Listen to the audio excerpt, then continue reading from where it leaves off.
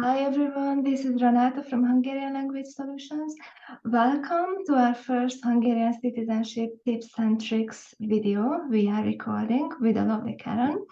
Let me first introduce you to Karen, who has been a learner and I think I can say now also a friend of mine. Karen, would you be happy to tell us a few things? I mean, I know you really well. We know each other really well now, but would you be kind enough to introduce yourself just a little, please? My name is Karen, and my grandparents were born in Hungary and emigrated to the United States when they were quite young, and raised my father in a completely traditional Hungarian home where Hungarian was the only language spoken. They ate all Hungarian foods, and it just was a lovely existence for him until he had to go to first grade and learn English. But my father did the same things for us. He didn't teach us to speak conversational Hungarian, but he taught us words and songs and certainly cooked the foods for us. And that's my inspiration for wanting to learn the language and become a citizen. How nice it must have been to have grown up in a family like this, in a Hungarian household. And I know from you that your father has always been a very, very inspirational person in your life. So I think it's so nice that you are reconnecting and you have reconnected with your Hungarian heritage and became a Hungarian citizen. My father died about 18 years ago, and it wasn't until I began learning Hungarian that I could hear his voice again. I had forgotten the sound of his voice. And then as I learned certain Hungarian words, particularly, I heard his voice so clearly again. And I feel him again in a way that I hadn't prior to knowing the language. So I mean, that is something money just cannot buy, isn't it? Now you make me curious. When you were a little girl, or when you were even later, when you were a young woman, did your father still have a Hungarian accent when he spoke English? And then when you were learning Hungarian, did you hear his accent again, or just the tone of his voice? He didn't really have a Hungarian accent by the time I can remember his voice, but his Hungarian was clear and true, especially when he'd say words like tut tut and kapustat and things like that. They would come off of his tongue, and you could hear that accent so well.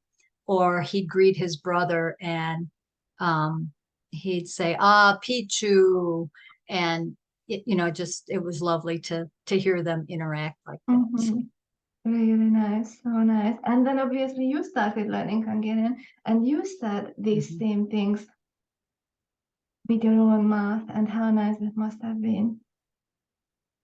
It is. And when one of the teachers would say a word that I hadn't heard in a long time, like kalapach for hammer.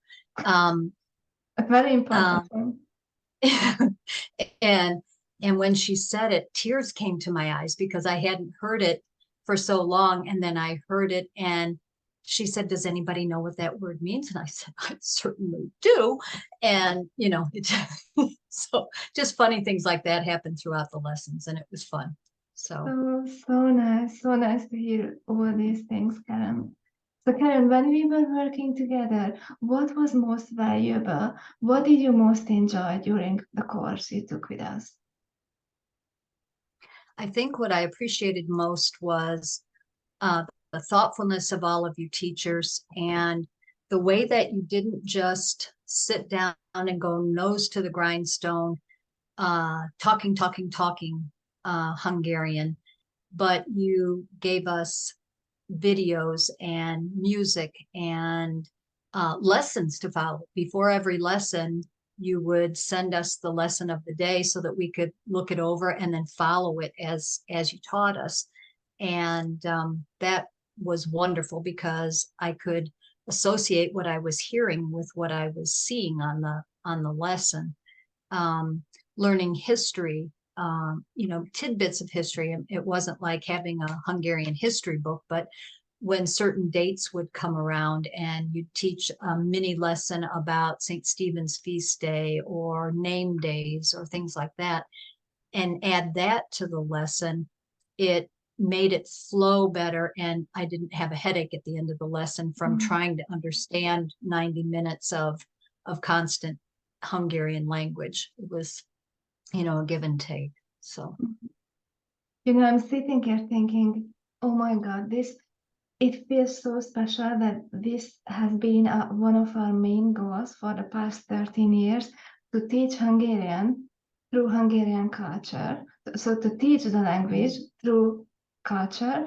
And obviously we never communicate that this is one of our goals, as well as helping people get Hungarian citizenship. We just do it. And then someone comes back and tells me the exact same thing. It just feels like super special. So thank you so much. The other thing I'm also wondering, what were the challenges you were facing in terms of learning Hungarian? I know there must have been some challenges because, as we both know, Hungarian isn't the easiest languages in the world. I agree with that. I think that having so many vowels, 14 vowels, is quite challenging. Vowel harmony is very challenging, and that there's many different ways that you can have a Hungarian sentence. So the word order isn't specific as it is in English and other languages. So those things made me have to stop and kind of forget about what the good sisters taught me growing up about English, and just allow myself to say, okay, those don't apply to Hungarian, and I just need to learn these new rules for my new language.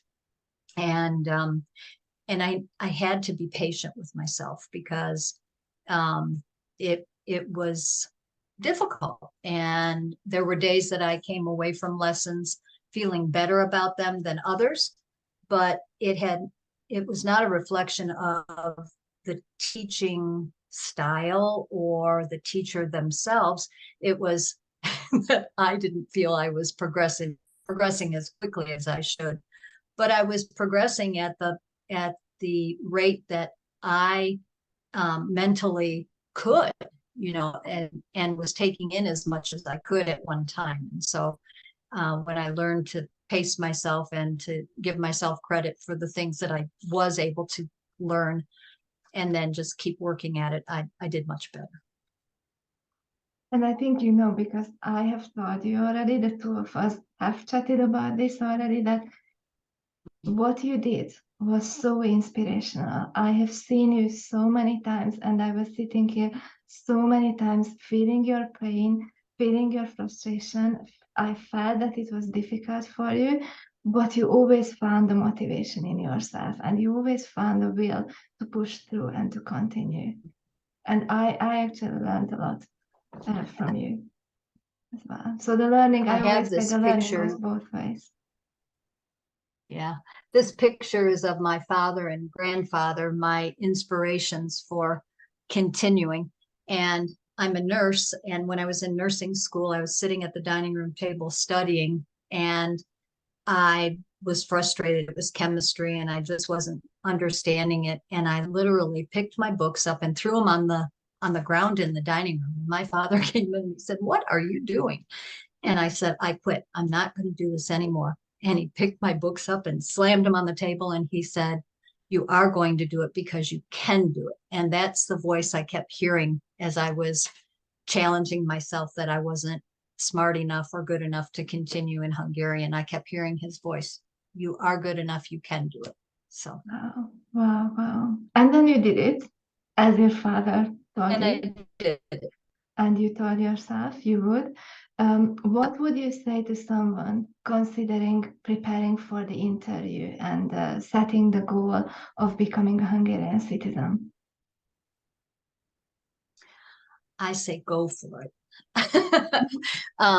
But do so with the idea that it's a marathon, that it's going to take you a long time. Learning the language is part of it. And in doing that, you need to practice every day.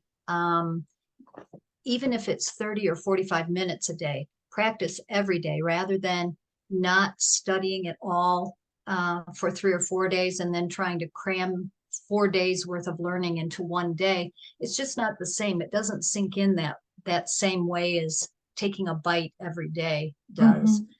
And it just will be far easier. You have a lot of document preparation to do and documents to get from Hungary or wherever your ancestors, what do you call that? Geographic borders are now. My grandfather's birthplace is now located in Slovakia, and this was during COVID, and I had a very difficult time getting his documents, but finally was able to. But it all takes time, and if you just take it a bite at a time, a step at a time, you'll get there.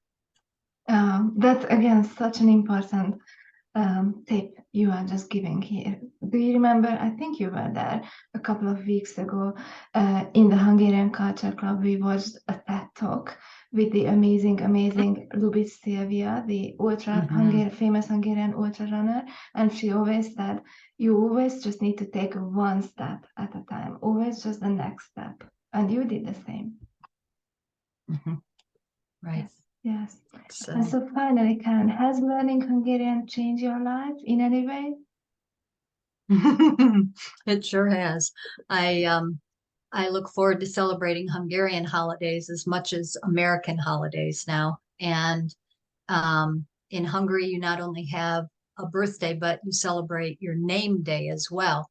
And so I do that now, and I cook more Hungarian foods, and I'm learning how to bake in Hungarian things as well.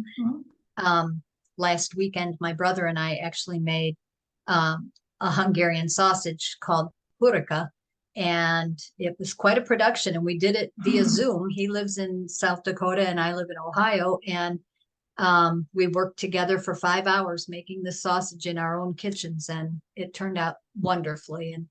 And so that's really nice. My great nieces each have a small child now. They're 15 months and 8 months. And my great nieces have asked me to teach these little ones Hungarian colors and numbers and just, the building blocks of teaching a child to speak some Hungarian. So I'm going to get some little Hungarian books and sit with them during their visits and teach them as best I can. So, yeah, I feel more Hungarian. I love being an American, and I embrace my American citizenship. But it's almost impossible to describe the feeling of having that Hungarian citizenship in honor of my grandparents and my father and the hard work that they did to provide a good life for us in the United States. But it's honoring them, and it's a gift to me to keep their legacy alive. So thank you so much. Thank you so much for this short interview and sharing these tips and tricks with our future learners. I really appreciate it. And yes, it's just amazing to see, Karen, how much you have reconnected with your Hungarian origin, with your Hungarian heritage. And I guess this is the whole point of the Hungarian citizenship law, that it helps people like yourself who have Hungarian ancestors. You didn't just get a Hungarian passport and Hungarian citizenship, but you have reconnected with your Hungarian origin, and you have truly become a Hungarian citizen, learning poetry, watching films, listening to Hungarian music. So that's so inspirational to me. Thank you so much. Thank you. Thank you. You're welcome. Bye-bye. Happy to do it. Thank you. Bye-bye. Bye.